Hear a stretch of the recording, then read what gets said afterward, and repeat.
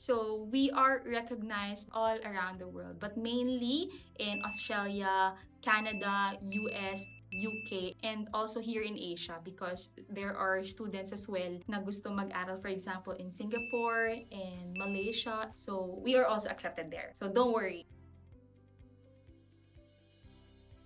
If you have time, I highly suggest you familiarize yourself with the exam format by reviewing. Because then again, you might be or you may be very confident with your English skills, but you're not familiarized with the exam. So pagdating nyo doon sa exam, natataranta tayo, di ba? Dahil hindi tayo familiar. Then again, 2 hours lang naman yung ating exam. So I believe you have many time to review. So I am inviting everyone to attend AUG Philippines Study Fair happening on April 18, 2026 at SMX Aura. So Pearson PTE will be there to participate and guide you in which English test to take. And also, kung sino-sino ang mga universities ang tumatanggap ng PTE because many universities will be attending there as well. So you can choose which country and which course is perfect for you with the help of AUG.